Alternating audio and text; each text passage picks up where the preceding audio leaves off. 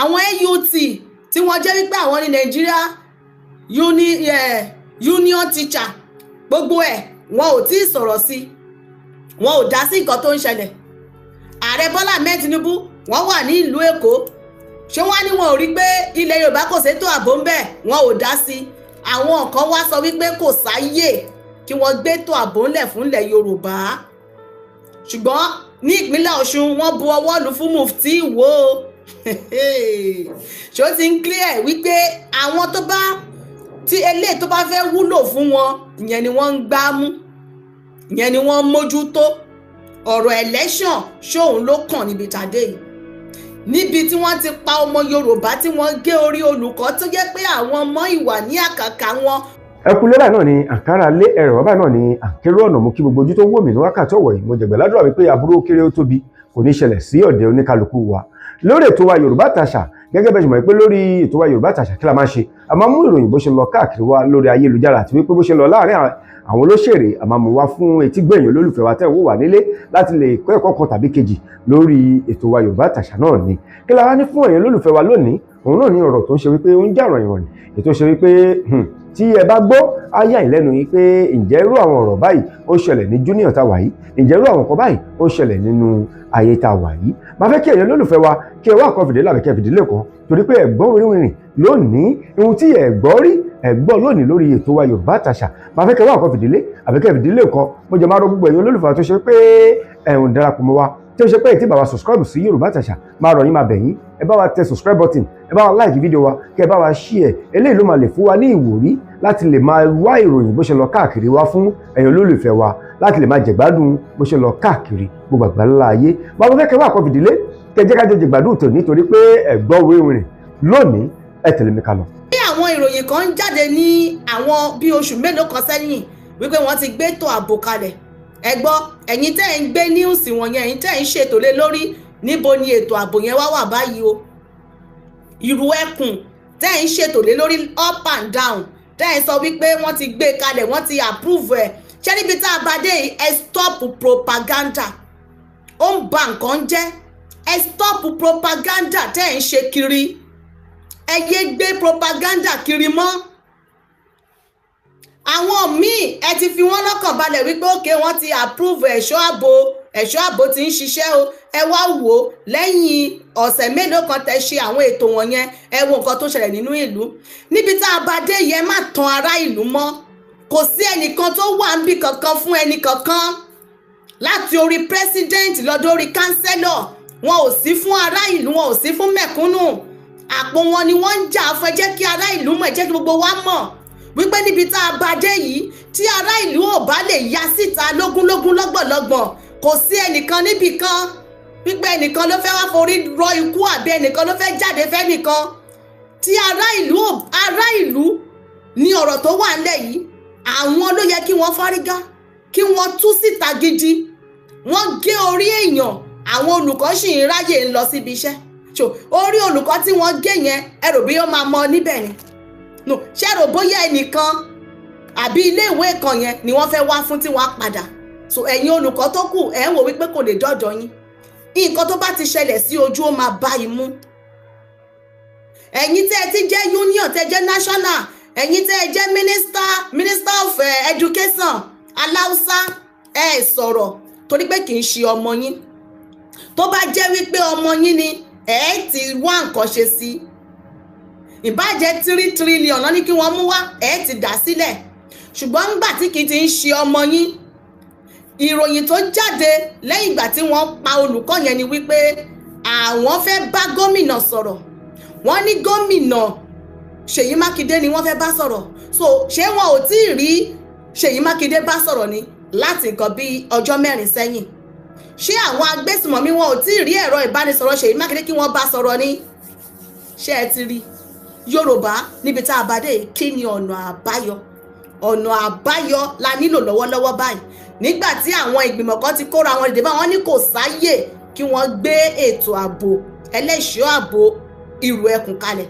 Mo lérò pé gbogbo wa láti rí àwọn woman rights àti woman beings. Woman rights ṣe pé sí pé woman rights wà nínú ìlú yẹn tí wọ́n ń gé orí lógúnlógún, tí wọ́n ń gé orí lọ́gbọ̀lọ́gbọ̀. Àwọn dà níta so wọn ò lè jáde síta kí wọ́n protest kí wọ́n ṣe oríṣiríṣi ṣùgbọ́n nígbà tán ṣáà ti gbọ́ anything tó bá ti gbọ́ nípa Yorùbá báyìí wọ́n á ní ó fẹ́ pín ìlú ni. So kí nìkan tó ń bà yín lẹ́rù nípa àti pín ìlú? Ṣé ìṣọ̀kan wà nínú Nàìjíríà? Ṣé eléyìí ni wọ́n ń pè ní unity? Integrity wo ló wà? Kí ni nǹkan tó ń ṣiṣẹ́ mọ́ nínú ìlú yẹn? Ṣùgbọ́n tẹ́ ẹ bá ti gbọ́ wípé Yorùbá ń gbé ìgbésẹ̀ kan, wọ́n fẹ́ ṣe nǹkan kan, á ti máa ní yín lára, á ti máa fọ́ yín lórí, ẹ ti máa sá kiri, wọ́n fẹ́ ba ìlú jẹ́ ni o, wọ́n fẹ́ pín ìlú ni o, wọ́n fẹ́ ṣe kinní kan ni o. Ní ìgbà tí wọ́n kó wa papọ̀ mọ́, kí ni ìwúlò ẹ̀? No, kí ni ìwúlò ẹ̀? Wọ́n ń gé orí lọ́sàn-án, wọ́n ń gé lóru, wọ́n ń jí àwọn èèyàn gbé, àwọn ọmọ kéékèèké. Ẹ wo bí wọ́n ṣe nà wọ́n tí gbogbo ẹ̀yìn wọn bàjẹ́. Ẹ dẹ̀ ní ẹ̀yìn kan wà níbì kan ẹ̀ ń jẹ́ woman rice. No, woman indomie ni. So àwọn wo ni woman rice writer? Who are they? Àwọn wo ni wọ́n? Ṣé kò sí ọmọ Yorùbá ń bẹ̀ ni? Àbí tó bá sọ pọ́n fi kan pé orí Nàìjíríà wọ́n ní Woman Writers Association of Nigeria. Àwọn wo ló ń jẹ́ bẹ́ẹ̀? Nàìjíríà ni wọ́n sọ, wọn ò ní ẹ̀yà kan o. So ìyẹn túmọ̀ sí pé Ìgbò máa wà ń bẹ̀, Fúlàní wà ń bẹ̀, Haúsá wà ń bẹ̀, àbí oríṣiríṣi ẹ̀yà ló wà ń bẹ̀, Yorùbá wà ń bẹ̀. Ṣé Yorùbá tó wà ń bẹ̀ yẹn, ìrù ẹkùn tí à ń sọ yìí, ṣé kì í ṣe fún ètò ààbò ni? Ìkọ̀tẹ́ fi máa mọ̀ wípé a ò ní adarí o. So Ọba Abdulrasheed Adéwọ̀lú Ládọjà Olúbàdàn, Ọọ̀ni of Ifẹ̀, Aláàfin, Ọba Ògbómọ̀ṣọ́, gbogbo àwọn ọba ládéládéládé wọ̀nyí, ìbàforí adé o, níbo lẹ wà o? Tí àwọn kan ń pera wọn ní woman rights, wọn náà wọn jẹ́ woman rights and woman beings, àwọn kóra wọn jọ wípé pẹ́pẹ́ sí o, wọ́n bá gbẹ́lẹ̀ ṣọ́ ààbò yìí kalẹ̀ o, wọ́n ẹ fi domi àlàáfíà inú ìlú rú ni o. Àlàáfíà wo ló wà nínú ìlú tẹ́lẹ̀? No, àlàáfíà wo? Ǹjẹ́ àwọn èèyàn gbé ìgbé ayé àlàáfíà? Tí wọ́n bá ń sọ̀rọ̀ nípa ètò ààbò, ṣé ìyẹn ti túmọ̀ sí wípé àlàáfíà ò ní sí nínú ìlú mọ́? So ṣé àlàáfíà wà? Wọ́n ní security network láti pèsè ètò ààbò sórí ará ìlú. Àwọn ìgbìmọ̀ kan náà wọ́n jáde, wọ́n sọ̀rọ̀. Mẹ̀kúnnù kọ̀yà ni wọ́n pe orúkọ wọn, ìgbìmọ̀ Yorùbá náà ni. Àwọn náà ké gbàjarè síta wípé kí ìjọba kí wọ́n fi ọwọ́ sí, kí oníkálukú kó lè máa dáàbò bo ara ẹ̀ fúnra ara ẹ̀, self defence. So gbogbo àwọn nǹkan tí àwọn ọmọ Yorùbá lọ́tún lọ́sì tí wọ́n ń ṣe yìí, ìjọba ò tẹ́ ẹ̀ rí bígbà tó bá sọ wípé àwọn èèyàn ń sọ̀rọ̀. So adẹ̀wà ń sọ láti yọ ọjọ́ yìí, ẹ̀yin kan dẹ̀ ṣì wà lórí pé Nàìjíríà níṣẹ́. Ṣé nǹkan tí wọ́n ń pè lẹ́yọ̀kan leléyìí? Ṣé inú ìlú tẹ́ ní kájọ wà leléyìí? Tí Yorùbá bá sọ̀rọ̀ tàbí tí Yorùbá bá gbé ìgbésẹ̀ kan, àwọn kan á kọ̀ dìde ní from nowhere, wọ́n á tákù ẹ̀. Tó tẹ̀ pé kò sí nǹkan tí ẹ̀yin àgbà tẹ́ ẹ pera yín ní àgbà tẹ́ ẹ wà lókè adarí ẹ̀ẹ́dẹ̀ wá ní rí nǹkan kan ṣe sí. Ṣé bí a ṣe fẹ́ máa bá a lọ lélẹ̀? Ọjọ́ òun la fẹ́ ṣe léyìí dá. Kí wá ní ọ̀nà àbáyọ? Ẹ káàbọ̀ sórí ètò wa, bàbá mi Yọ̀mí, mo kí yín. Bàbá wa Wàrísì, ẹ káàbọ̀ sórí ètò wa o. Ẹ jẹ́ bá wa pín ètò yìí kó kan gbogbo ọmọ Yorùbá wípé àwọn ọ̀rọ̀ tá à ń sọ tipẹ́tipẹ́ leléyìí o, òun ló ń ṣẹlẹ̀ yìí o. Ṣé bí a ṣe fẹ́ máa bá a lọ lélẹ̀? Ṣé bí a ṣe fẹ́ máa bá a lọ? Ṣé orúkọ yẹn ni wọn ò fẹ́ ni? Ṣé orúkọ yẹn ló tóbi jù ni? Ṣé ìrù ẹkùn yẹn ló ń bà wọ́n lẹ́rù ni? Àbí kí wọ́n pààrọ̀ ẹ̀? Bóyá kí wọ́n pààrọ̀ ẹ̀ sí nǹkan míì, bóyá wọ́n á lè approve ẹ̀, bóyá wọ́n á lè fi sílẹ̀. So kí wá ní ìwúrí, kí ni kóríyá wa wípé ọmọ Yorùbá o òun ni president? Kí ni ìwúrí wa o? Kí wá ní kóríyá wa o wípé o a ní àwọn ọmọ ní ẹlẹ́ṣọ́ ààbò, ọ̀gá ọlọ́pàá tó ti ṣe pààrọ̀ ọmọ Yorùbá ni o, ológun ọmọ Yorùbá ni o. Àwọn tó wà ń bẹ̀ yẹn, kí wá ní iṣẹ́ wọn? Kí nìkan tí wọ́n ń ṣe nípasẹ̀ ilẹ̀ Yorùbá láti lè jẹ́ kí ilẹ̀ Yorùbá kó ní àlàáfíà? Kò sí ìlú kan tí wọn ò ti ń ṣòro bí agbọ́n o, gbogbo inú ìlú ni. Màá wá fún wa ní àǹfààní kí a lè mọ nǹkan tó ń ṣẹlẹ̀ látàrí ìdí tí wọ́n fi ń tako ìrù ẹkùn, tí wọ́n fi ní kò sáyè fún ètò ààbò ìrù ẹkùn Sunday ọmọ Adéyẹmọ Ìgbòho ṣá owó bàbá dá mi ṣe rí gbogbo wa ló yẹ kó mọ bí ìgbésùmọ̀mí bó ṣe bẹ̀rẹ̀ tá a bá dẹ̀ mọ̀ àárọ̀ wa létí sẹ́yìn ó yẹ kó ti clear sójú everybody báyìí wípé àwọn tá ń sọ yìí àwọn agbésùmọ̀mí yìí ìjọba ló ní wọ́n ìjọba ló ń lò wọ́n tí kì í bá ń ṣe wípé ìjọba ló ní wọ́n àwọn ló ń lò wọ́n ni kò yẹ kó lè dé bó tó lè délé nìyí kò yẹ kó pẹ́ dé ibi tó pẹ́ dé yìí kò yẹ kí a máa bẹ̀bẹ̀ fún ètò ààbò orí ará ìlú kò yẹ kí a máa sọ lọ́tún sọ lọ́sì oríṣiríṣi ìgbésẹ̀ bó bá ń gba bí àwọn á máa gba bí jáde tó bá gba ọ̀tún wọ́n á gba òsì yọ sí ẹ kí ló lè débẹ̀ kí ló fà á tí kì í bá ṣe wípé àwọn ló ń lò wọ́n ni ó wá yẹ ká ti máa wá ké àtọba àtìjòyè bó ṣe lọ sáàfin ni wọ́n lọ́dọ̀ ìjòyè là ń lọ là ń bọ̀ là ń ṣe gbogbo ẹ̀ síbẹ̀síbẹ̀ náà wọ́n ní àní kò sáyè sẹ́ kí wá ní ọ̀nà àbáyọ gbogbo ọmọ Yorùbá kí ni ọ̀nà àbáyọ báyìí látàrí nǹkan tó ń ṣẹlẹ̀ yìí ṣe wá rí wípé àsìkò ti tó ká ronú ara wa wípé àwọn tẹ́ ń wò lókè yìí tàbí àwọn tẹ́ ẹ fojú sí àwọn ló fẹ́ gbà wá àwọn ló máa gbà wá olúkálukú ló máa gbára ẹ̀mí tá a bá dé yìí o olúkálukú àwọn ará ìlú tí wọ́n ń jókòó tí wọ́n ń pín owó fún yẹn kò tí ì débi tó yẹ kó dé lára wọn ni tó bá débi tó yẹ kó dé kò sẹ́nìkan tó máa sọ fẹ́nìkan ẹnìkan ò ní kọ́ ẹnìkan nígbà tí gbogbo wọn máa dìde ẹ ká fetí sílẹ̀ fún fọ́nrán ni kẹ́ ẹ fi mọ̀ pé à ń sọ lọ́tún à ń sọ lọ́sì kò sétò ààbò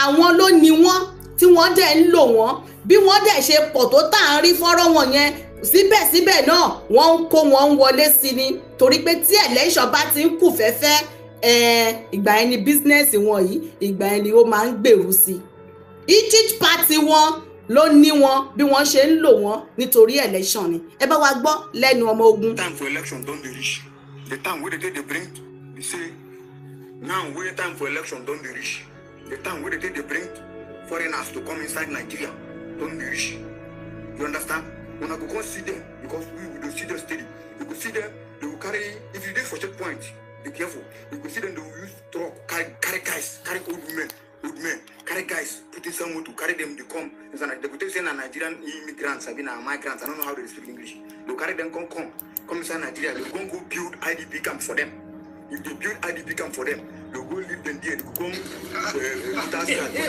after they use them to election finish they go come leave them for the IDP camp by the time we hungry catch those boys they go from the IDP camp because if you watch all the IDP camp where they keep all those migrants they dey close to bush.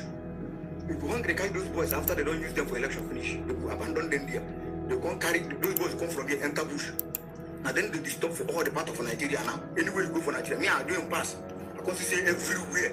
Even place where you say they peaceful before. Everywhere now problem. If not be kidnapper, it could be nonsense attack where the villagers go to collect. Now these boys where they bring during election, especially during general election, it happened where that 2014 when they prepare for election for 2015. It happened where that time. That time we don't know now. We don't understand. We think say maybe our brothers when they come back, know that kind of thing now. We don't know say na strategy where they will take the election. Now those boys they take the election. You understand? If you see them, send them back. Let me talk them. Let me do rule. Talk them. Send them back. If they don't, in fact, let me tell you, if they don't present a reasonable ID card for them for you, send them back. Or if signal no come, or in fact, contact the highest authority. We wait for that place. Because you must get commander. When they come investigate them before you allow them to pass. Also they go share them for all the parts of Nigeria. Now, the one will happen 2018 against 2019 election. 2018 you know what happen. But that 2014 one, those boys will come that time. I think they stop the whole Nigeria now. Everywhere now, even if it be banditry, it could be killer herdsmen or it could be terrorists. It could okay. See, I just how many terrorist organizations there for Nigeria now. Now those boys, because all the terrorists waiting for Bush, they don't get factions. Now everybody don't get. If you go carry your own boys, go to start your own. They stop the whole Nigeria. So look now, everybody be careful. And again, you will be civilian. You will be civilian. This one will be only everybody. Security is for everybody. You will be civilian. Make sure say anything where you do. If you see something, say something. If you see something, say something. Don't say go keep quiet. Say, I no go talk on my village. That your village where you dey protect. Say no one talk. What do you see? That your village. Everything what happen now for that your village, you go start to happen. That one we see for your village, you no want to come. If you want happen now for your village, you go start to happen before you go escalate to go other places. I don't tell you now. And if I go do more videos to give you more updates. You understand? I will do more videos, give you more updates. My next video, I will talk about this airstrike attack against Jili Boko Haram market. I will talk about that. I will tell you the truth and nothing but the truth. I'm not army spokesperson. I'm not theater spokesperson. But at least I don't pay for this bush more than enough years to know what in the war. I don't work at so many places. I will tell you what's up for that Jili. That Jili go on the sea. They go to another thing for that place. But I'm not gonna watch my next video. If you get anything to talk, go to my comment section. Yeah? Drop your question here or your observation. Ẹ bá wa gbọ́. Answer. Nígbà tí ológun bá ń sọ ológun lè tà ń rí tẹ́ bá ti rí ẹ bá ti gbọ́ èdè ẹnu àbí bó ṣe ń sọ̀rọ̀ ẹ ti mọ̀ pé ọmọ Ìgbò nàbí kì í ṣe Fúlàní o kàn má bàa sọ wípé Fúlàní ni reality tó ń ṣẹlẹ̀ lórí ìgbésùmọ̀mí òun ló ń sọ yìí. Tá bá fẹ́ mẹ́nu bà wá níyà kò tí ní bàbá Tinubu ò mọ̀ nǹkan tó ń ṣẹlẹ̀ wọn mọ̀ bó ṣe ń lọ wọn jọ mọ̀ nǹkan tí Buhari ló kó wọn wọlé. So báwo ni wọ́n ṣe wọlé tó bá ti fẹ́ ṣe election ní nǹkan tó ń ṣẹlẹ̀ yìí ló máa ń le sí bẹ́yẹn. Ẹ̀gbọ́n ó ní each party ni wọ́n ní àwọn agbésùmọ̀mí títí wọn tó bá ti kó wọn dé wọ́n á ṣe voters card fún wọn. Wọ́n bá ti voters card fún wọn wọ́n máa kó wọn síbi IDP camp kan tí wọ́n bá ti wá ṣèbò tán wọn ò wá ní ta sí wọn mọ́. Àwọn wọ̀nyẹn àwọn ni wọ́n ń ya wọ̀lú tí wọ́n ń da ìlú rú. Ṣé àgbẹ̀ Gumi sọ ó ní ìjọba ó ní wọn ò ṣe nǹkan tí wọ́n fẹ́ fún wọn. Ó yẹ kí wọ́n bọ́jẹ́tì owó àwọn tẹ́rọ́rìsì mọ́ bọ́jẹ́tì Nàìjíríà. Ohun tó ń sọ̀rọ̀ ó mọ ibi tí wọ́n jọ sọ sí. Kí ni àdéhùn tó wà láàrin wọn nígbà tí wọ́n lọ kó wọn wá? Ìgbà tí wọ́n wá kó wọn dé tí wọ́n ti lò wọ́n fún election ṣé àwọn ọmọ wọn ni wọ́n padà wá ń jí gbé? Irọ́. Àwọn olóṣè àkóbá fún ọmọ Yorùbá mẹ̀kúnnù nínú ìlú ló ń ṣe àkóbá fún. Àwọn wo ló ń lo ẹnu wọn ló ń lo ìkànnì wọn láti gbẹnu ará ìlú sọ̀rọ̀ fún wọn láti lo àwọn followers wọn láti fi campaign fún olóṣèlú àwọn tó rí jájẹ àwọn bíi actress actor gbogbo àwọn wọ̀nyẹn àwọn activities àbí àwọn activists àwọn olórin torí pé wọ́n mọ̀ wípé wọ́n lérò lẹ́yìn ṣùgbọ́n àwọn wọ̀nyẹn ṣé àwọn ni wọ́n ń jí gbé ní ọmọ?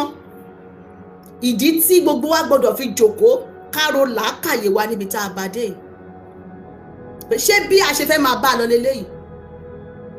So àwọn Uriwa àbí Uriwa kí ni wọ́n pè wọ́n wá kóra wọn jọ wọ́n sọ wípé kò sáyè fún ìrù ẹkùn ṣùgbọ́n ó ti ń lọ bí oṣù bíi mélòó kan tá ti ń gbọ́ wípé wọ́n approve ìrù ẹkùn wọ́n ti gbé ìrù ẹkùn kalẹ̀ ó kù díẹ̀ kó tó bẹ̀rẹ̀ iṣẹ́ á tó bẹ̀rẹ̀ iṣẹ́. So àwọn ibo ni àwọn ìròyìn wọ̀nyẹn ń gbà jáde? Báwo ló ṣe jẹ́? Ṣé àsìkò tá a wà yìí ó yẹ ká máa tanra wa ni? Ṣé àsìkò láti máa tanra wa la wà yìí ni? Àbí àsìkò láti sọ the reality? Ká sojú abẹ́ ń kó, ká jẹ́ kí gbogbo èèyàn mọ bó ṣe ń lọ. Ká jẹ́ kí everybody mọ ibi tí ilẹ̀ Yorùbá dé dúró. Ká bára wa sòdodo ọ̀rọ̀ wípé a nílò láti fi mọ̀ ṣọ̀kan níbi tá a bá dé yìí. A nílò láti lo ìfẹ́. Èmi ò tó ẹ ìwọ ò tó mi ká pa gbogbo ẹ̀ tì sẹ́gbẹ́ kan. Àwọn ẹlẹ́ṣọ́ ààbò tó wà ńlẹ̀ dà kí ni iṣẹ́ wọn tọ́tẹ̀ ti wà ńlẹ̀ yàtọ̀ sí pé wọ́n ṣẹ̀fẹ̀ gbé ìrù ẹkùn kalẹ̀. So àwọn wọ̀nyẹn kí ni iṣẹ́ wọn kí ni wọ́n dá wọn ńlẹ̀ fún? Ṣé ẹ mọ oríṣiríṣi àwọn ẹlẹ́gbẹ́jẹgbẹ́ tó wà ńlẹ̀ Yorùbá? Tó kọ̀ pé wọ́n kọ̀ wá ń bẹ̀ ni. Síbẹ̀síbẹ̀ náà ọwọ́ wọn ò ká àwọn pípù wọ̀nyí ṣé kò yẹ kí ará ìlú ti wá mọ̀ àbí gbogbo á ti mọ̀ wípé àwọn tó ń lò wọ́n látòkè wá ni. À rí wọn wípé èló ni gbogbo ara wọn, èló ni Fúlàní, wọn ò pọ̀ náà, ṣùgbọ́n àtòkè wá ni àṣẹ wọn ti ń wá. Àwọn olùgbọ̀wọ́ wọn àwọn alágbára látòkè ni. Tó tí kì bá ṣe bẹ́ẹ̀ ni láti ọdún mélòó kan àbí látọdún kọjá, ìrù ẹkùn, wọ́n á gbé ìrù ẹkùn kalẹ̀, wọ́n á tó bẹ̀rẹ̀ iṣẹ́, wọ́n á máa bẹ̀rẹ̀ iṣẹ́. Ṣó yẹ kó lè débẹ̀? Ìbéèrè ni o, ṣó yẹ kó lè dé pé wàá ṣẹ̀ṣẹ̀ tí wọ́n máa wá sọ pé ẹ má wọ́rí, wọ́n máa bẹ̀rẹ̀ iṣẹ́ lọ́la, wọ́n á tó bẹ̀rẹ̀ iṣẹ́ lọ́túnla, wọ́n ti approve ẹ̀, wọ́n á approve ẹ̀ lọ́jọ́ wo? Wọ́n ní ká rodò ká sùn, kí ni ará ilé fẹ́ mu? Ṣé tó àtọ́ bá para ìlú tán? Ọmọ Yorùbá ló dẹ̀ wá wà ń bẹ̀. Ọmọ Yorùbá yẹn ṣé kì í ṣe wípé wọ́n kàn fẹ́ mọ̀ọ́mọ̀ lò wọ́n tàbí lo àwọn èèyàn láti campaign fún Tinubu? Ṣé wọ́n fẹ́ lo ètò ààbò láti fi campaign fún Tinubu ni? Àbí kí ló ń ṣẹlẹ̀ gangan? Ṣé ìyẹn la dẹ̀ fẹ́ wá jókòó tẹ̀ báyìí tí wọ́n fi mú ará ìlú mọ́lẹ̀, tí ará ìlú ò fi mọ̀ pé yẹ káwọn jára wọn gbà? Wọ́n pa àwọn èèyàn pẹ̀lú situation tí a wà lọ́wọ́lọ́wọ́ báyìí. Mi ò lérò wípé ó yẹ ká rí àwọn kan tí wọ́n á jókòó tí wọ́n á máa wá pín 1,000 lé wọn lọ́wọ́. Ẹ̀yin òbí tẹ́ ẹ bá jẹ́ abiyamọ gidi ni, 1,000 wọ́n ń pín lé yín lọ́wọ́, ẹ̀jẹ̀ ń tẹ́wọ́ gbà. Kí ni 1,000 kí ló fẹ́ ní í ṣe nínú ìgbésí ayé yín tí àwọn ọmọ tó lé ní 50 tí wọ́n wà lábẹ́ àwọn agbésùmọ̀mí? Ẹ̀yin òbí wọ̀nyí ó yẹ kẹ́ ẹ ti mú ìró báyìí, kẹ́ ẹ ti so mọ́ọ̀dí, kẹ́ ẹ ti fárígá wípé kí ló ń ṣẹlẹ̀? Mọ̀kànmọ̀kàn ni o. Nǹkan tó bá ti bá ojú ó gbọ́dọ̀ bá imú. Àtẹ̀yin olùkọ́, headmaster, principal, vice principal, olùkọ́, ọmọdé, wọ́n wà nínú igbó láti ọjọ́ èyí ló pé ọjọ́ 9. Kò sẹ́nìkan nínú yín tó jáde tó sọ̀rọ̀, kò sẹ́nìkan nínú yín tó gbin suffering and smiling.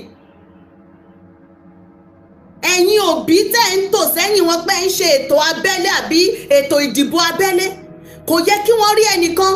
Báwo lẹ ṣe fẹ́ jẹ́ kí wọ́n mọ̀ wípé nǹkan tó ń ṣẹlẹ̀ lọ́wọ́lọ́wọ́ pé the nation is on the fire, Nigeria is bleeding, ilẹ̀ Yorùbá ó ń bleed lọ́wọ́. Nígbà tí jẹ́ pé the same ẹ̀yin tẹ́ jẹ́ òbí wọ̀nyí náà lẹ́yìn ń tò, lẹ́yìn ń pariwo ẹ dìbò fún, ó yẹ ẹ tẹ̀ sójú ẹ fi ìgbálẹ̀ lé wọn, ẹ sì ń sọ àwọn ọ̀rọ̀ wọn yẹn, ẹ kò tí débì kankan ni, kò ì débì kankan. Ṣùgbọ́n ẹ má gbàgbé wípé tó bá ń ṣẹlẹ̀ lókè ọ̀hún, tẹ́yìn tẹ́ wà lókè yìí tẹ́ ẹ sọ̀rọ̀ kẹ́rẹ́kẹ́rẹ́ ní wọ́n máa tó súnkan everybody. Ó nìyẹn Banana Island wọ́n débẹ̀ àbí wọ́n débẹ̀? Okay. Tẹ́ ẹ ti lérò wípé ẹ ti kọ́ rẹ́gẹ́jì, ẹ ti fi iná sí, ẹ ti fa wáyà sí, wọ́n wọlé ṣíkún ni wọ́n gbéyàwó àtọkọ lọ. Kọ́tẹ́ ẹ fi mọ̀ wípé ọ̀rọ̀ tó wà ńlẹ̀ yìí gbogbo wa ló jọkàn, gbogbo wa ló jọkàn.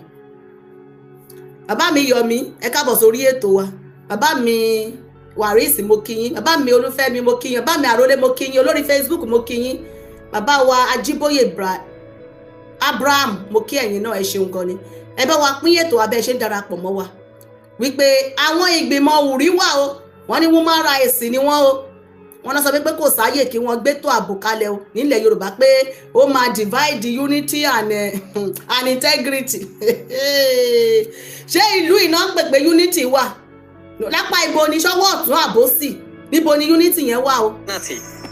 Ṣé ẹ ti rí wípé gbogbo àwọn nǹkan tí ó ń bà wọ́n lẹ́rù yìí kò dẹ̀ sígbà tó ò ní ṣẹlẹ̀?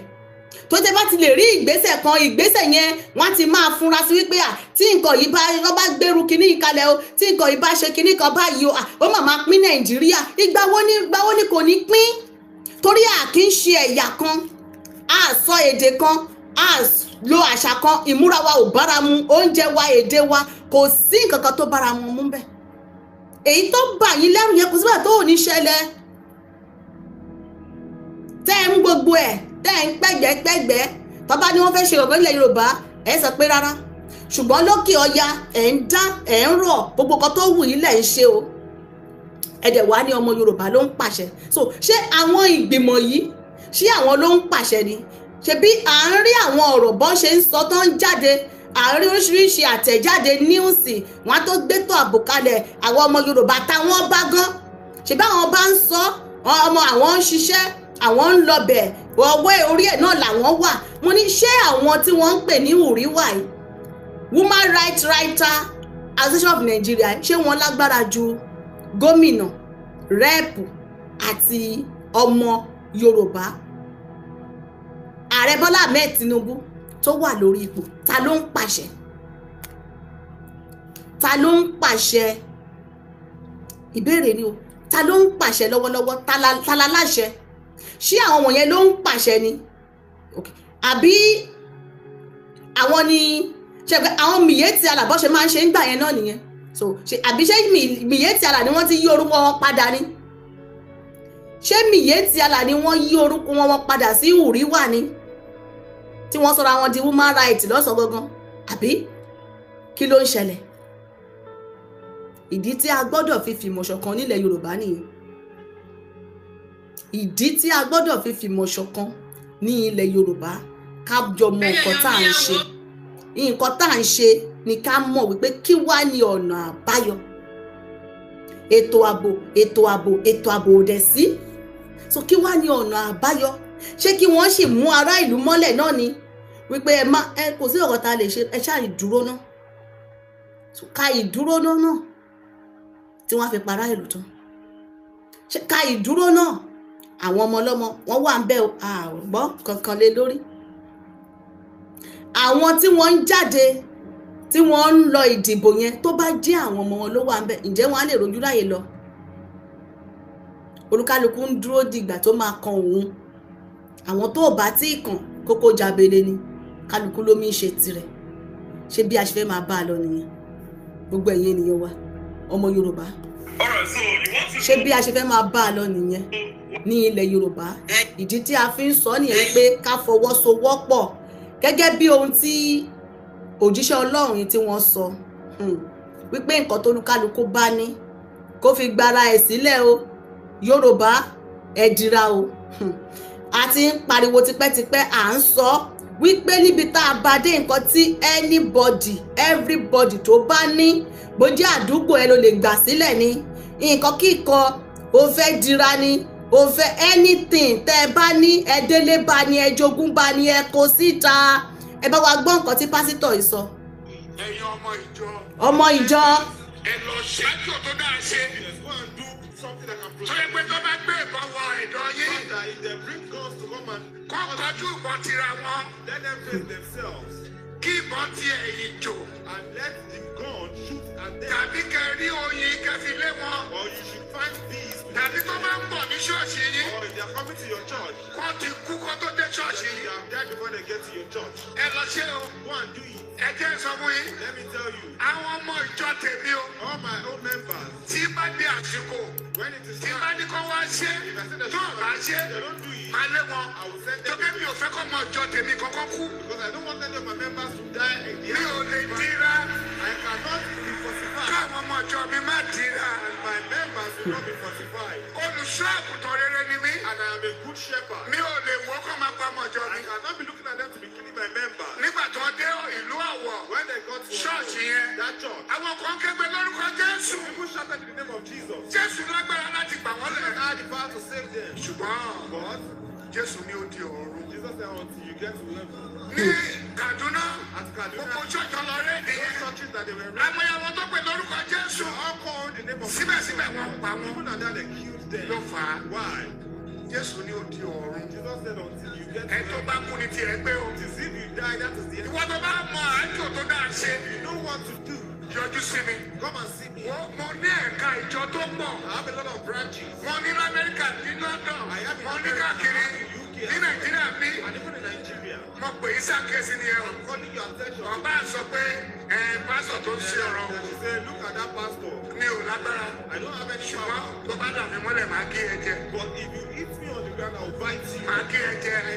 Ọmọ ọjọ́ mi ti bá ti sọ pé kó gbà kó lò ó. Tí ò bá ti lò ó, máa lé kó jọ. Because mi ìjẹ́ kẹ́nìkan wọ ṣọ́ọ̀ṣì kó wá pa àwọn ọmọ mi lọ́wọ́. Olùṣọ́ àgùntàn rere ni mí. Ẹ dira. Ṣé ń gbọ́? ẹ bá wa di kókó wọ̀nyẹn mú. Nígbà tí pásítọ̀ yìí tí wọ́n ṣe fọ́nrán yìí jáde, mo rí ní under comment section àwọn kan bu ẹnu àtẹ́ lù irú pásítọ̀ wo leléyìí, ọmọ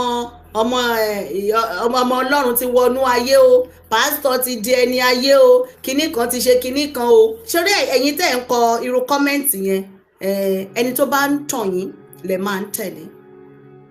Nǹkan tó dẹ̀ ń ṣẹlẹ̀ lọ́wọ́lọ́wọ́ nínú Nàìjíríà nìyẹn. Ẹni tó bá ti ń tàn wọ́n yẹn òun ni wọ́n máa ń tẹ̀lé. Irọ́ ni wọ́n fẹ́, wọn ò fẹ́ òótọ́, ó ti wò ó kéré. Adúrú ọ̀rọ̀ tí pásítọ̀ yìí sọ tó yẹ kẹ́ ẹ máa gbóṣùbà fún wípé ìránṣẹ́ Ọlọ́run gan sọ̀rọ̀ eléyìí lẹ́nu. Kò tàn yín, kò sí ẹ̀tọ́ kan nínú nǹkan tí pásítọ̀ yìí sọ. Bàbá mi máa ń pè yín padà wípé ẹ lọ dira, òun ò lè dira káwọn wá fi ọmọ ìjọ sílẹ̀ tàbí káwọn máa wá ta sticker in the name of oya sticker ní o, àwòrán mi ṣáà ní oya bẹ̀rẹ̀ sí wọn máa rọra sticker ní 500 kẹ́ ẹ máa lẹ̀ mọ́ mọ́tò yín, kẹ́ ẹ máa lẹ̀ mọ́ ilé yín, oya ẹ bu omi wọn tí agbésùnmọ̀ bá dé wọn padà. So irú àwọn wọ̀nyẹn lẹ máa ń gbóṣùbà fún torí wọ́n ń tàn yín ni. Àwọn ń dira, ṣùgbọ́n pásítọ̀ jẹ́ kó yé yín wípé àwọn ò lè dira káwọn fi ẹ̀yìn ọmọ ìjọ sílẹ̀ fún ìkòkò tàbí fún agbésùnmọ̀mí pàjẹ́. Bàbá mi ẹ má bínú, ẹ káàbọ̀ sórí ètò. Auntie Asake, ẹ káàárọ̀. Ẹ káàárọ̀ sir. I really appreciate this video of this pastor here because gbogbo àwọn pastors yẹn, especially àwọn tó máa ń ní káwọn member wa ra anointing oil àti manna water, all kind of things. Gbogbo wọn níbi tí wọ́n lọ. Okay? Ṣèbí kan ó fọmọ ìjọ ẹ̀sẹ̀ wọn, one of the pastors in his church to put him in jail for 9 years. Nítorí pé wọ́n rí security adviser or whatever tó wá gba ayẹta ní Ògbómọ̀ṣọ́ church. We all watch the video, we watch the documentary on Yorùbá Gidi now. Okay, irú pastor tó ní irú bàbá yẹn ti ṣe olóògbé sí babaláwo yẹn l'Ògbómọ̀ṣọ́, irú ẹni tó ní irú tó lè ṣáájú bẹ́ẹ̀ fún tó ń ṣe fún ara ẹ̀ tí ò ṣe fún ọmọ ọ̀jọ́, á lè máa irú ẹ̀ bẹ́ẹ̀ máa kó àwọn ọmọ ọ̀jọ́ wá kọ́ wá ṣe Holy Ghost night.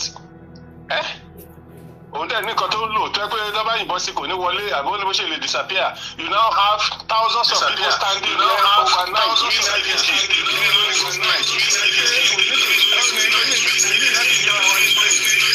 doing ìkànnì bẹ́ẹ̀ náà tó ń travel lọ́nà Auchi is based in Auchi there. I don't want to mention anybody's name. Bẹ́ẹ̀ tí sórí ẹ bá jọ tiẹ̀, that's his own problem. Wọ́n yìnbọn sí mọ́tò, ìbọn ọ̀tá wọ perforate vehicle yẹn, jeep yẹn, but ọ̀tá wọ ara tiẹ̀. Gbogbo àwọn tó tẹ̀lé tó ń ṣe bodyguard lọ́ fara káṣá. So if he has that kind of a thing, you know, tí o lè prepare àwọn ọmọ, tí o lè fortify àwọn tó ń tẹ̀lé, ẹ rẹ pé that is in itself is wickedness. My advice remains that people should watch night vigil. People should stop going to night vigil. Any pastor, any GO that call for night vigil, don't go. Let them put out a phone number that you can all call. Thousands of people, you are on the line now. People are watching you. Thousands, millions of people. The whole world can watch you right now at the same time. On this show you are doing, everybody is watching you without any problem. So let pastors, let GO that really are about saving lives or that really have concerns of their member in their mind, let them get a conference number so that all their member can watch at the same time from their room. I disagree with night vigil. People should stop it. Government should stop it now. Well, very soon you'll be hearing that they kill thousands of people at the night vigil. Because ọlọ́pàá ní yọjú síbẹ̀. If I'm a police officer, mi ò ní yọjú o. That is the truth. If I'm a military man, I will not show up there. But I didn't send them there. People should borrow themselves brain. Even Jesus Christ said, watch and pray. Ẹ máa ṣọ́ra. Kẹ́sì máa gbàdúrà torí àkómọ̀ bẹ́ẹ̀ ni. Yes, because we don't know the time. In Nigeria, people pray. They even have so many books they wrote on prayer. We don't see any of that working now. In America and other places around the world, they watch there. They don't pray as much, but they watch. They can tell you what is going to happen in Nigeria in another 30 years, in another 10 years. With the way things are going now, they can tell you what to expect by December 2027. Because they watch, they see how things are playing out. We don't watch, we just pray. Was it not prayer? They went to pray at Ekiti Church when they came and killed them there. Bẹ́ẹ̀ni, wọ́n ti fi wọ́n sílẹ̀ o. Of course, and our people yesterday, we saw them walking around. We don't know who they are. We are kind of a little terrified, but we are compact. You saw with your eyes, you cannot process what you see. Sherry, Nigeria needs, I'm telling you the truth. It's Nigeria, I don't think Nigeria will born well. I'm telling you the truth. Àbá mi tẹ bá sọ wọ́n ní ẹ má sọ bẹ́ẹ̀ mọ́ o. Wọn ò lè ilẹ̀ Yorùbá náà ń pè bí o. Wọn ò lè gbalẹ̀ Yorùbá o bàbá mi. I'm telling you the truth. But we are saying that they won't come to Nigeria, Yoruba land. Are they not there now? Okay. Are they not there? Ìgbà tí Mufti wo lọ dá Ishba sílẹ̀ ní Ìwọ́nbẹ̀, who stop him? Who complain? Now they want to create Ireku now. Wọ́n ní kò tọ́sọ́nà, kò bójú mu. Okay. Nígbà tó bá Sherry, I want you one of these days to do a show on the capture and the final hour of Afghanistan. Taliban, I will really appreciate it because you to watch your show very well. Okay, everybody, our chief, you see them out, they are running, they jump the fence, they climb the fence, and to the fence, you know, people were catching them, they ran to catch the plane. People catch the plane, people climb the wings of the plane, people enter the compartment where the tire normally go.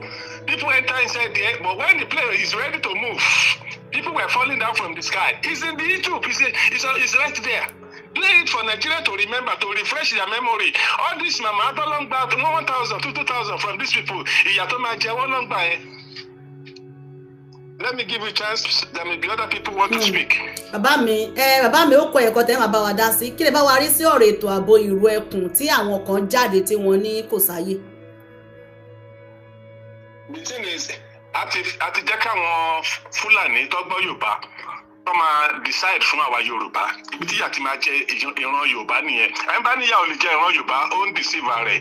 Ṣẹ́rí 2020, 2021 táwọn ọba tí wọn ò dá sí yẹn ibi tí Yorùbá ti ṣe mistake nìyẹn mistake yẹn dẹ̀ máa wà costly or ló ń cost wa at the moment. Ìrù ẹkùn yẹn, what's stopping anybody? People are inside the bush. Children are inside the bush there since 7 days now. People that were kidnapped at Ekiti, they were still there with the people. We can't help ourselves. We can't let the people go. That is wrong. One day, Yorùbá lọ́wọ́ mú àwọn náà gò síbẹ̀. And then now we have professors. That on its own is very, very insulting. People find this strange. The part of the country where we have the most professors.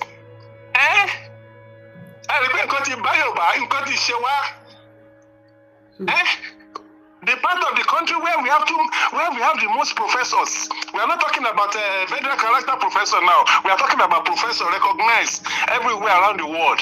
Wọ́n jẹ́ kí ṣe bàbá Akíntóyè, wọ́n jẹ́ kí ṣe bàbá yẹn yọ. Ìyà tó dẹ̀ máa jẹ wọ́n, tó máa jẹ ìran wọn lọ́tọ̀wọ́ bọ̀ yẹn. I'm telling you, Yorùbá ṣẹ́rí bá ṣe ń bá lọ yìí, wọ́n máa conquer Nigeria needs. Ẹgbàá mi ti sọ fún. Because kò sí ìgbésẹ̀ kankan àtàbá máa tọra wa lókun. Ìgbésẹ̀ tá à ń gbé ni pé we fold our hands. See, there are different ways to solve problems. Just three ways. You know, to do something about it, to act, to work, to stop it, or to do nothing, or to be working against people that want to solve the problem. That is what we are doing now in Yoruba land. Bàbá mi, ọ̀nà àbáyọ là ń wá báyìí. Kí wá ni ọ̀nà àbáyọ níbi tá a pàdé ìbá? Ṣẹ́rí, ọ̀nà àbáyọ tí mi mọ̀ ti báyìí. Àwọn tó lọ ń tò sẹ́yìn olóṣèlú yẹ kó padà lẹ́yìn wọn. Let them turn back. And káwọn èèyàn sì báyìí. bóyá olóṣèlú wọn ló máa lọ bá lé tó máa lọ bá sọ̀rọ̀, you know what I mean, you know, because right now mi tẹ rí ọ̀nà àbáyọ sí pé from north to south àwọn ọmọ Igbo àwọn some people have campaigning now for what is his name, Obi ló lè ṣe, we have Obi ló lè ṣe group now. So that's why we cannot unite. We can't unite to fight this war. If Igbo Yoruba don't cooperate and the people in the middle belt and say we want to go, ìyà tó máa jẹ àwọn èèyàn nílùú ẹ̀ ṣẹ́rí, a time is coming in Nigeria. Ṣẹ́rá tó sá lọ sẹ́kọ̀ọ́ yẹn, gbogbo àwọn kábíyèsí Kwara tó sá lọ sẹ́kọ̀ọ́ yẹn, wọ́n sì máa sá lọ sí Kano tó bá yá. Because you will find out that Kano, the northern partner will be very, very peaceful. There's going to be a shift. That shift is that the northern part will be very, very peaceful. There will be no killing, there will be no fighting, everything will be quiet. People will go back to the farm. Okay? Then the people in the south, they will run to Kano to go and hide there because they call Nishegemo. We are not just talking about many people. Then I want to Abuja, I will Masalosi Zamfara. Because Zamfara will be very, very quiet and peaceful. Then somebody the salon, everything. Then Yoruba will become a stranger. They will become the people running around.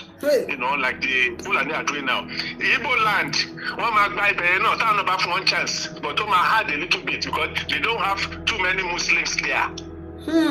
Okay? They are using one Muslim now. His name is Chinedu or something.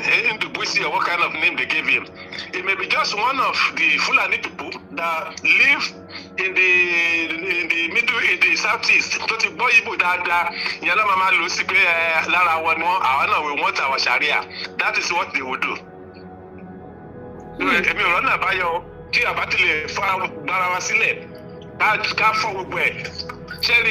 Farm. Ó máa ń sọ̀rọ̀ kan pé Ọlọ́run sọ fún òun whatever spirit that tell him, I don't know. But pé ìjà yìí for Yorùbá to go, Yorùbá nation to go, a máa ja ogun.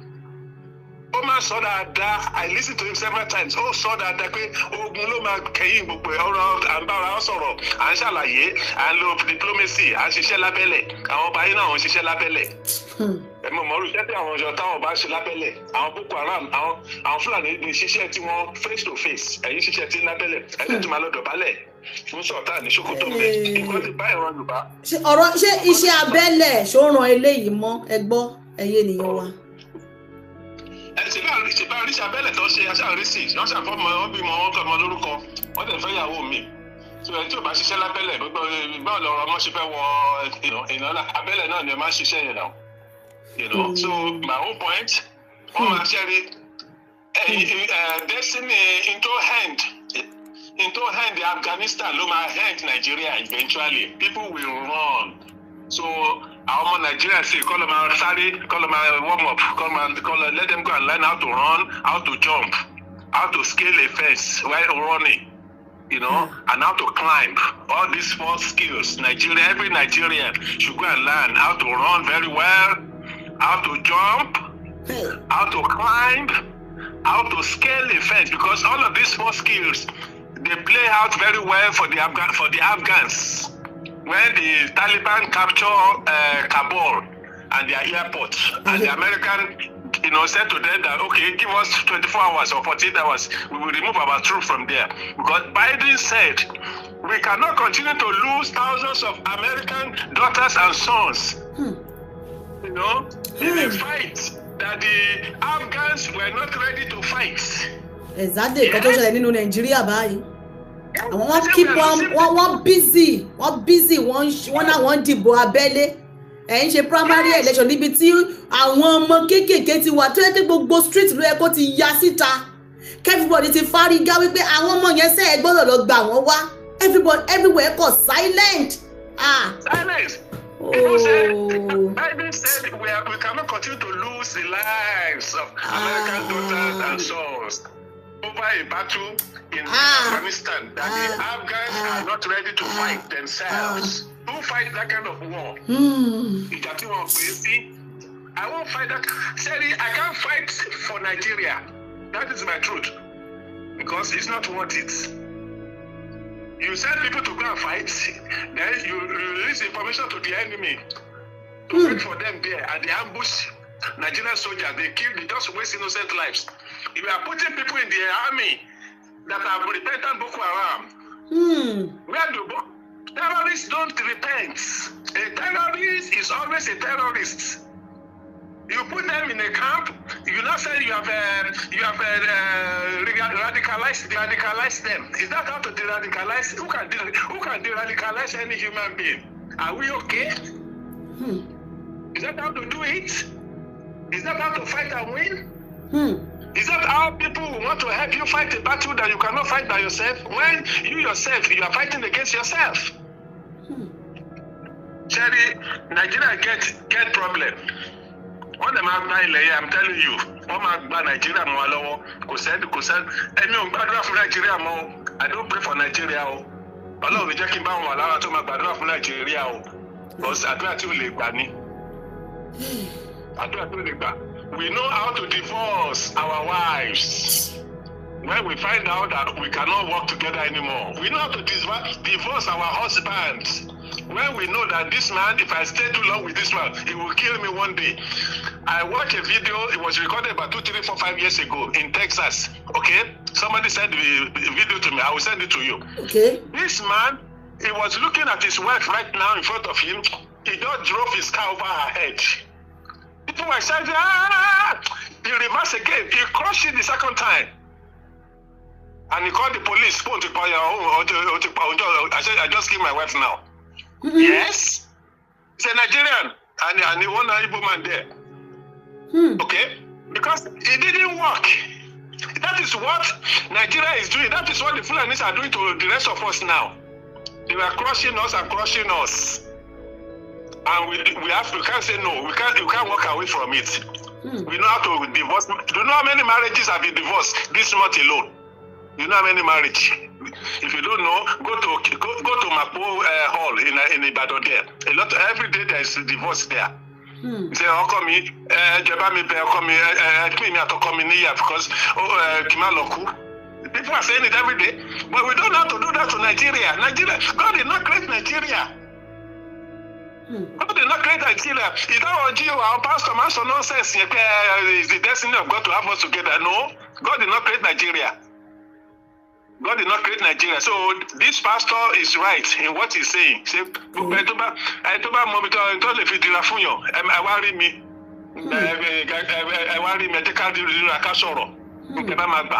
yes. And I take care of you. Àwọn Jew tó ti dira, tó lọ sógun mọ́ṣọ́, tó lọ everywhere, tó ṣe ayẹta òkìgbẹ́ ọ̀wọ̀, tó ṣe sára wọn. Àwọn lọ ní kẹ́yìn wá ṣe NIBG. You be exposing your life to risk. Láti kà á ṣe NIBG. Ẹ náà lọ dúró kò bí ẹ̀ṣẹ̀ Holy Ghost night. Ọlọ́run jẹ́ kẹgbọ́n Nàìjíríà. Ó dáa. Ọlọ́run kó ṣàánú fún wa níta àbádé ìbáyìí. Bàbá mi ẹ ṣé gan ni. Ẹ ṣeun sà. Ẹyẹ ènìyàn wa ọ̀rọ̀ lẹ bá wa gbọ́ yìí o. Torí ńgbà tí mo rí pásítọ̀ yẹn tí wọ́n sọ̀rọ̀ yìí, mo rí pé àwọn èèyàn ṣe mọ̀ pé nínú Nàìjíríà yẹn ó dàbí pé wọ́n ti gẹ́ẹ̀tì àwọn nǹkan tó máa ń jẹ ará ìlú bí irọ́, bí propaganda, ṣàpá irọ́ fún wọn. Ibẹ̀ ni wàá ti rí wọn. Ṣùgbọ́n tó bá ti débi tí wọ́n ti ń sọ òdodo ọ̀rọ̀ yẹn máa ń gún wọn lára. So pásítọ̀ yìí pé pásítọ̀ ìsọrú ọ̀rọ̀ yìí jáde, ó yẹ kán fún wọn ní àwọ́ọ̀dù ni wípé wọn ò pa irọ́,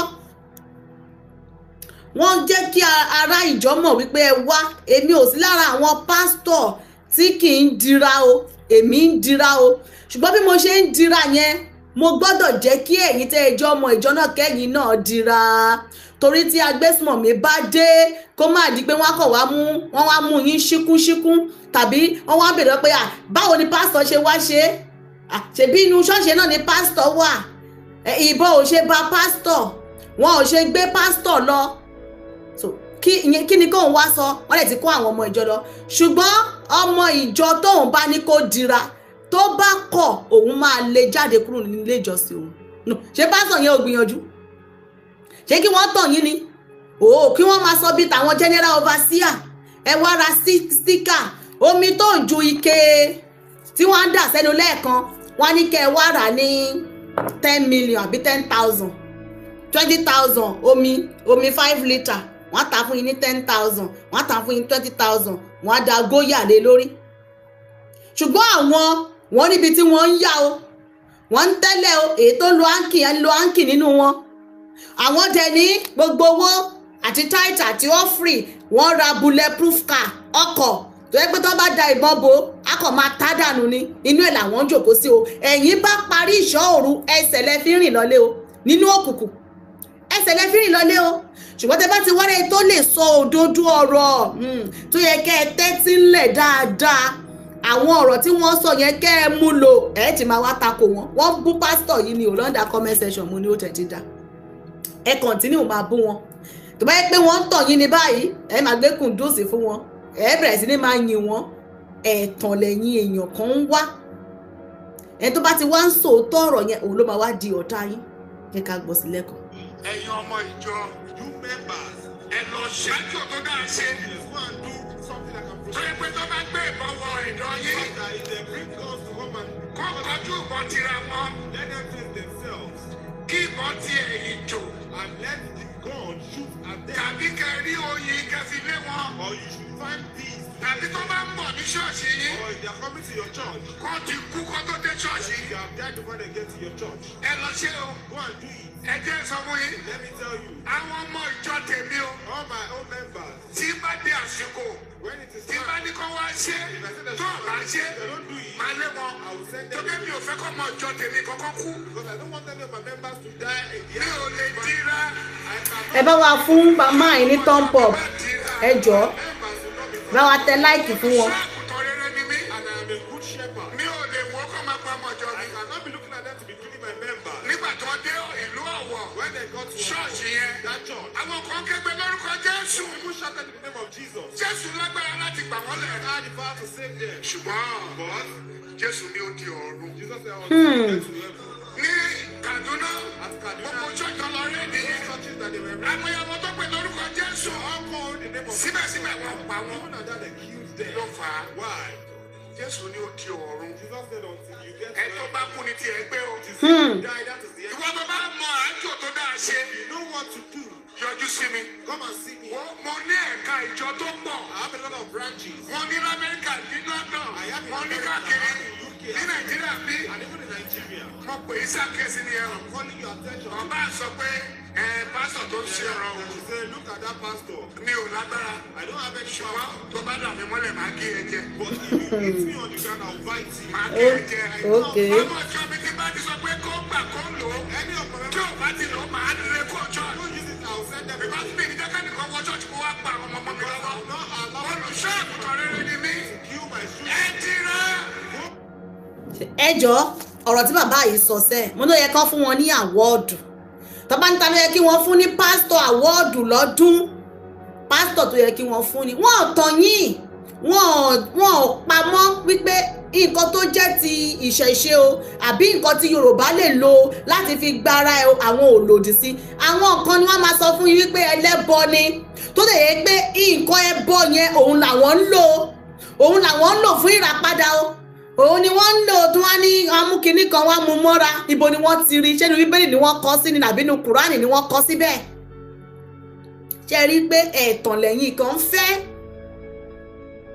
àwọn tí wọ́n yé general overseer ọ̀kan nínú wọn Oyèdépò ó jáde lóṣù tó kọjá wọ́n tí wọ́n bá jí ọmọ ìjọ gbé kí ẹ mú nọ́mbà wọn ẹ̀rọ ìbánisọ̀rọ̀ kẹ́ ẹ pè àwọn ọmọ ìjọ mélòó ló ti pè wọ́n àwọn tí wọ́n jí gbé wọn ò ṣe pè wọ́n àbá Oyèdépò ó ṣẹlẹ̀ o wọ́n ti jí àwọn èèyàn gbé òṣèbẹ́ ẹ̀dẹ̀ ní kó máa pe nọ́mbà yín ẹ rí pé irú ẹni yẹn ó ń tàn yín ni ṣé pípè yẹn ló fẹ́ tú ọmọ ìjọ sílẹ̀ ní abẹ́ agbésùmọ̀mí pásítọ̀ wa yìí sọ àwọn kọ̀ọ̀kan tí mo wá fẹ́ bèè lọ́wọ́ ẹ̀yin ènìyàn wa àti gbogbo àgbààgbà ilẹ̀ Yorùbá àti lọ́balọ́ba àti lóyèlóyè wọ́n ní kí wọ́n lo iṣẹ́ oyin wọ́n ní kí wọ́n lo iṣẹ́ kó jẹ́ wípé ọta ìbọn wọn yẹn gan ó máa di omi mọ́ wọn lọ́wọ́ ni ẹ̀gbọ́n ẹ̀yin ènìyàn wa ṣé àwọn nǹkan tí pásítọ̀ yìí sọ ṣé kò sí nílẹ̀ Yorùbá ni ẹjọ́ ẹ là wá lọ́yẹ̀ torí kò wá gbàbì kan yé wa mọ́ báyìí ṣé àwọn nǹkan tí wọ́n sọ yìí ṣé a ò rí nílẹ̀ Yorùbá mọ́ ni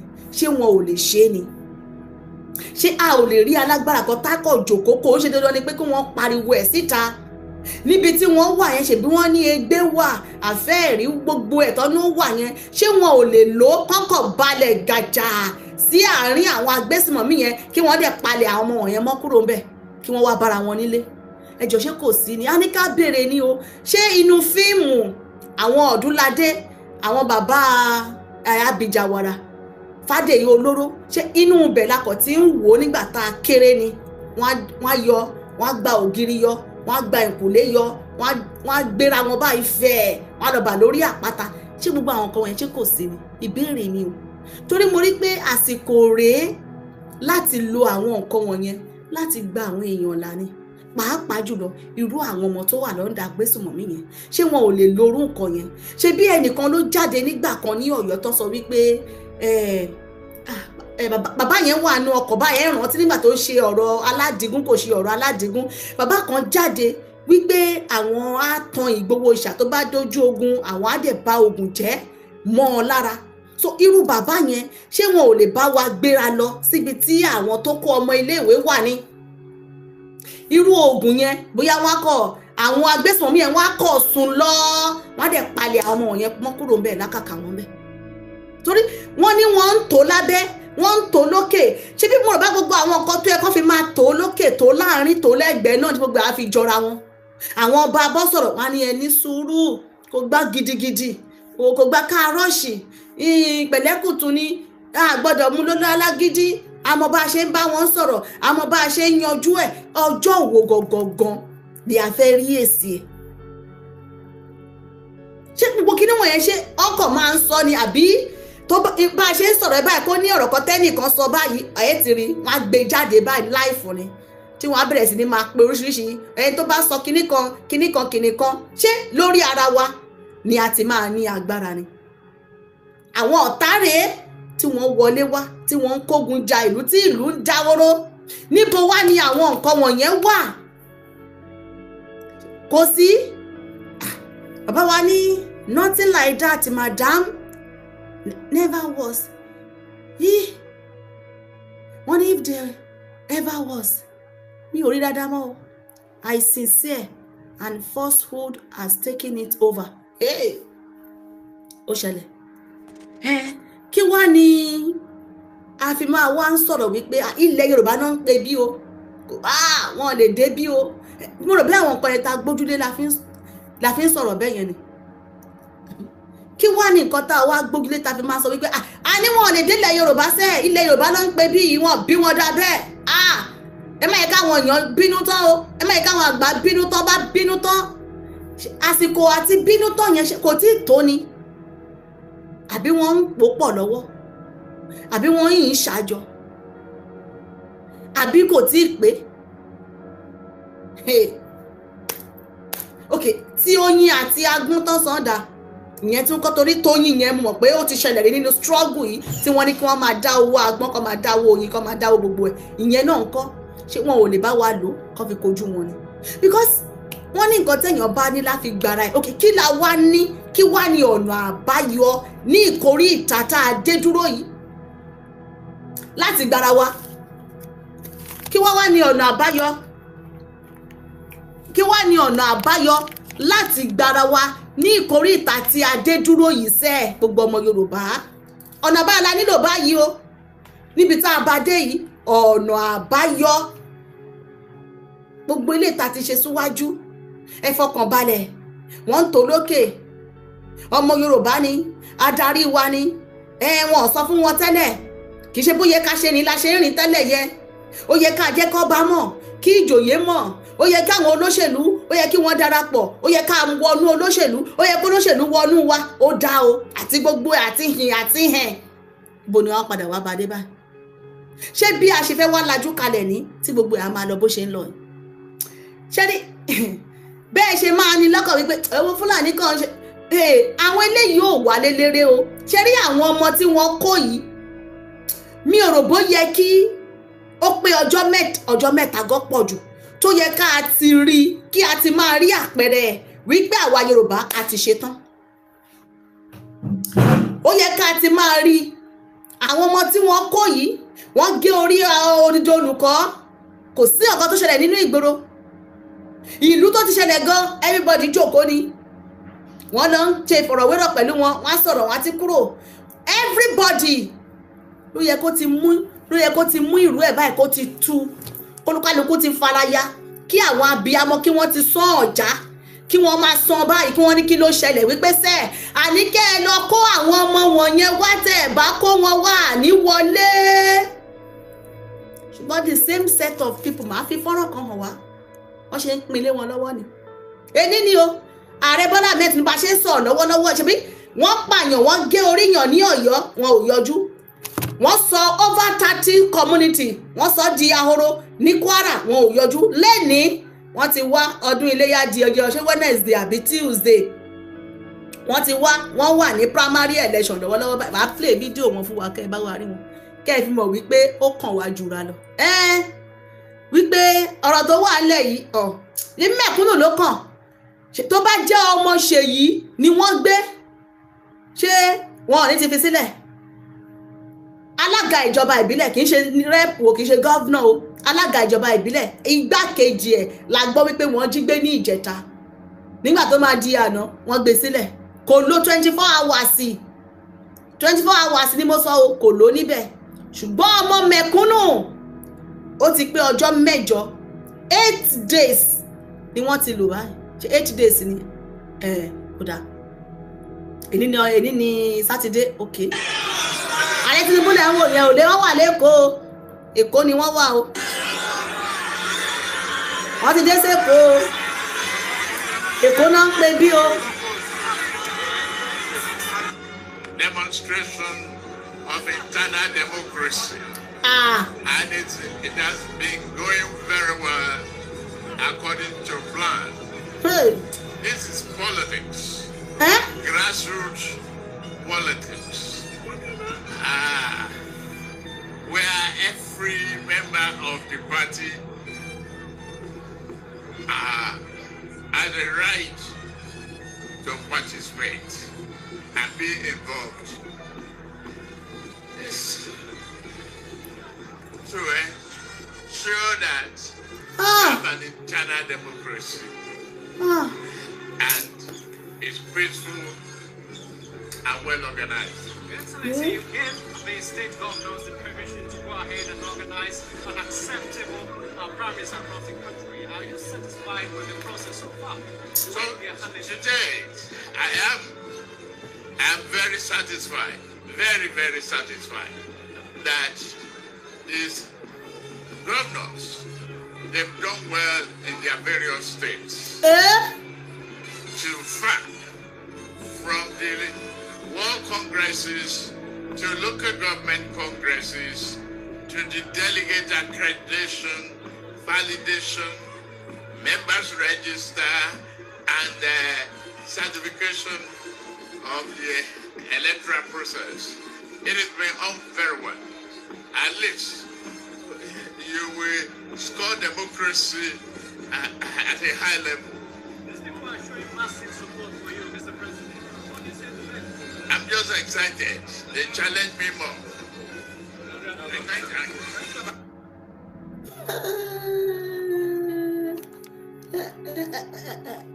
ṣe bá wa gbọ́ nǹkan tí wọ́n sọ òkè o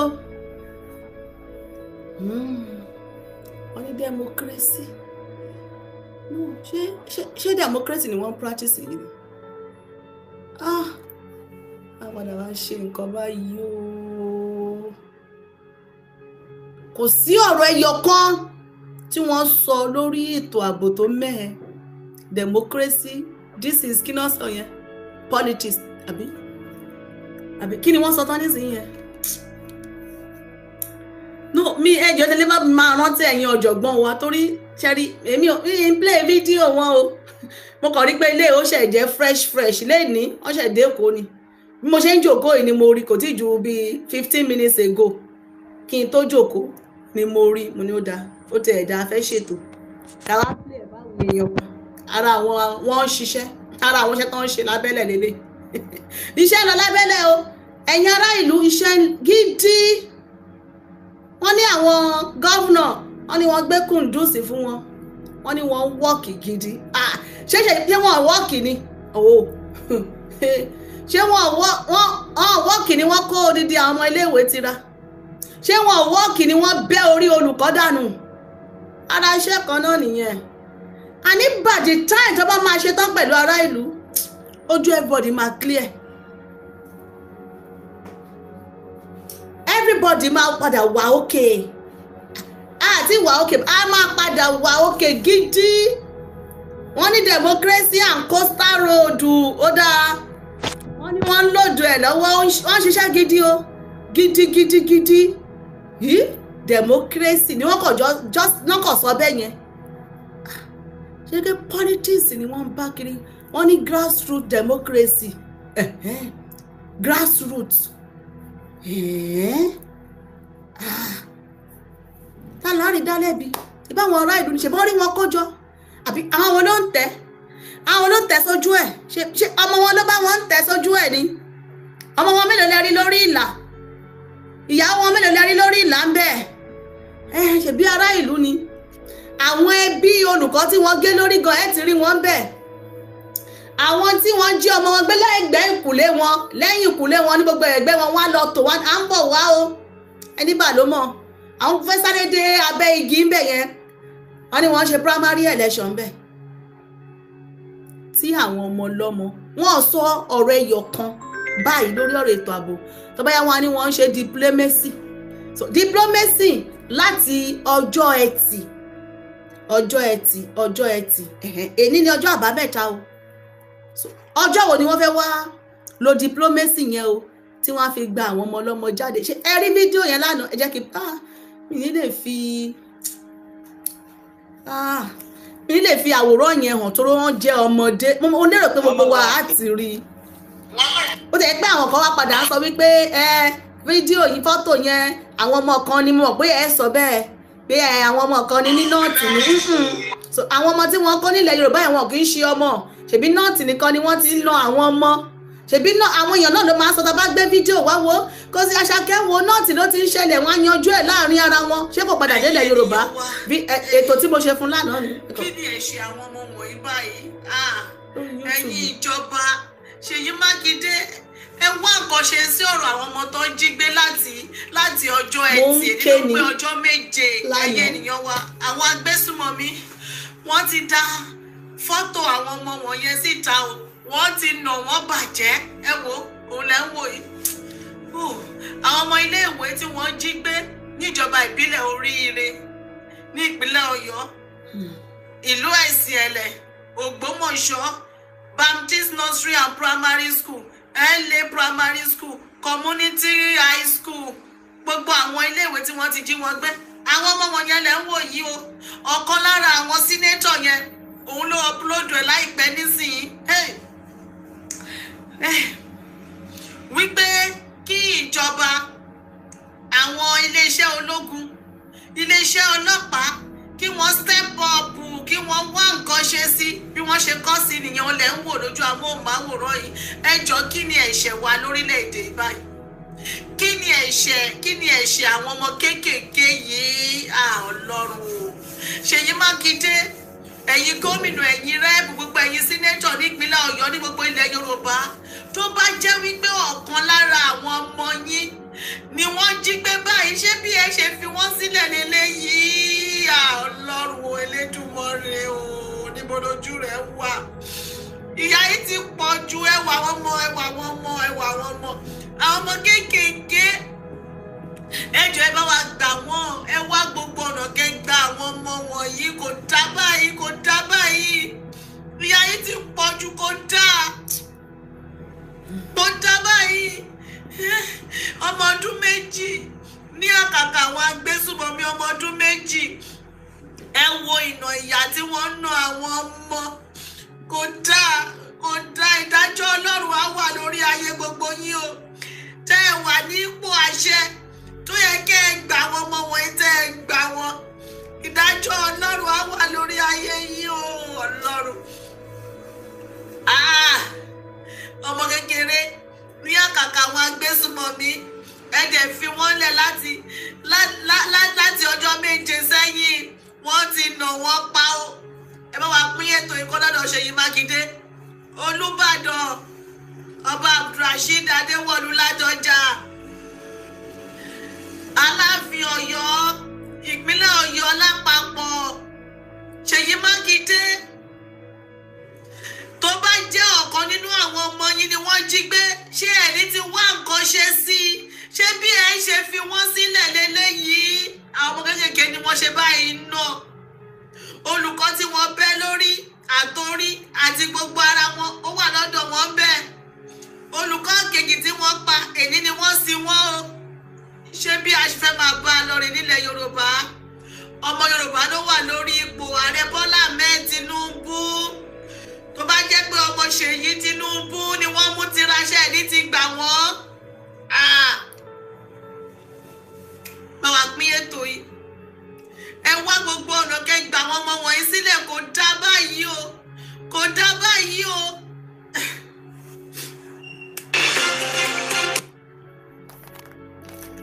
Ìgbà tí mo rí fọ́tò yẹn lánàá, ara mi ò gbà, mi lè hold ẹ̀. Tí bá fẹ́ ṣètò nígbà míì, mo kàn máa ń compose ara mi ni.